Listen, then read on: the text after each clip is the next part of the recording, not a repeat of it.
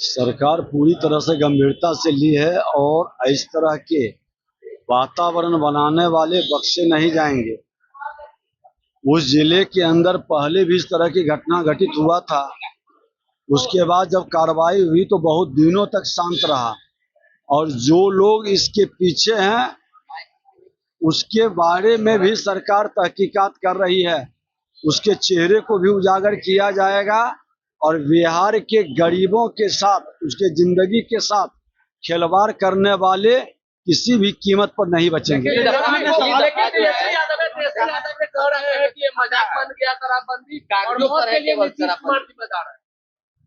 तेजस्वी यादव जी जब विजय सिन्हा नेता प्रतिपक्ष होकर के ये प्रश्न उठाता था और आप उसी जिले में दौरा कर रहे थे, देखने तक नहीं गए थे, उस समय आवाज उठाने में क्यों दर्द होती थी?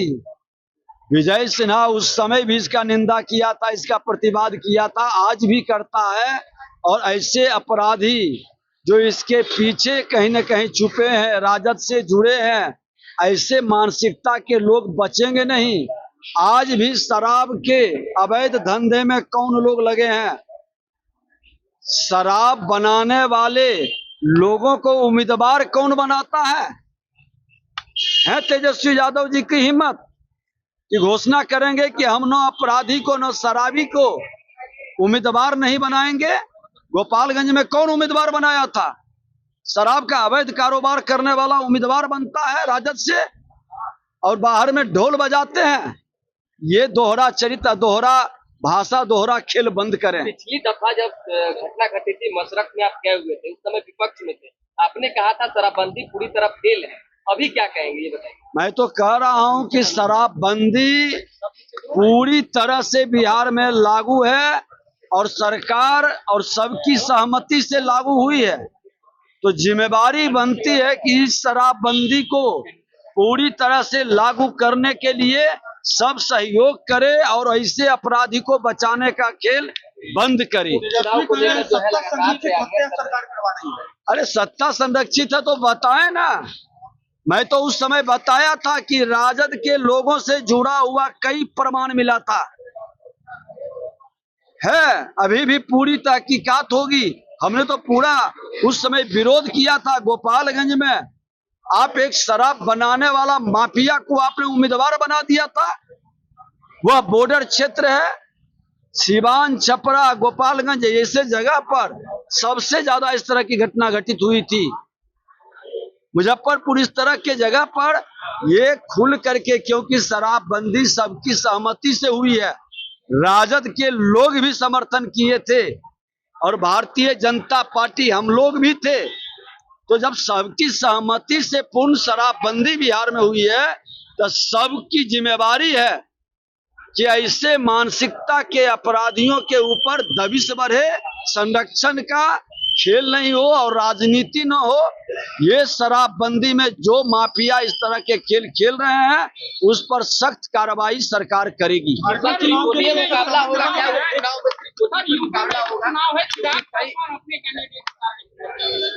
अब चलिए, मालिक जनता है और जनता निर्णय करेगी। उम्मीदवार तो बहुत सारे उतरते रहते हैं। बिहार में 4 सीटों पर जो है आप लोगों का क्या तैयारी है?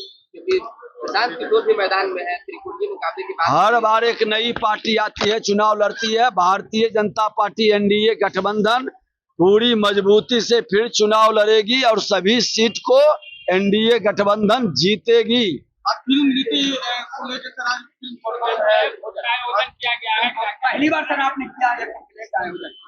बिहार के अंदर बिहार के छवि को जिस तरह से धूमिल किया गया है उस छवि को बदलने के लिए, और बिहार में सिर्फ नकारात्मक वातावरण नहीं सकारात्मक वातावरण है।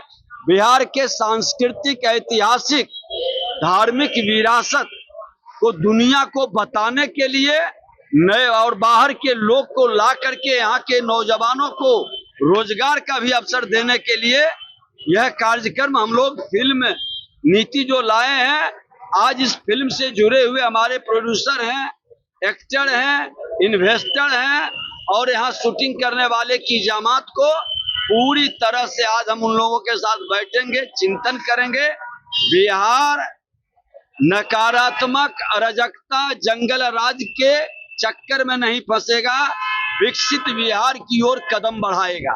वो अपनी सांस्कृतिक विरासत को बचाने की यात्रा कर रहे हैं और भारत के अंदर ही मां भारती के संतान आज कहीं न कहीं अपने को अलग थलग महसूस कर रहे हैं। तो उनको ये आभास दिलाना है कि ये 1000 वर्ष की गुलामी का भारत नहीं, ये स्वतंत्र भारत है। और ये स्वतंत्र भारत में मां भारती के संतान अपनी संस्कृति, संस्कार और स्वाभिमान को लेकर के जी सकता है, आगे बढ़ सकता है। कि हिंदू ज्यादा हुआ, हिंदू क्यों जगा रहे? मैं हिंदू को जगाने की बात नहीं करता। जो भी मां भारती के धरती पर जन्म लिया है, किसी जाति, धर्म, क्षेत्र, भाषा का है, उसे मां भारती पर गर्व होना चाहिए। और जो गर्व नहीं करता है, वो इससे लोगों के मन के विकार को मिटाने के लिए, वो इससे लोगों के मन के अंदर अपनी सांस्कृतिक विरासत के प्रति सम्मान उत्पन्न करने के लिए हम लोग अभियान चलाएंगे।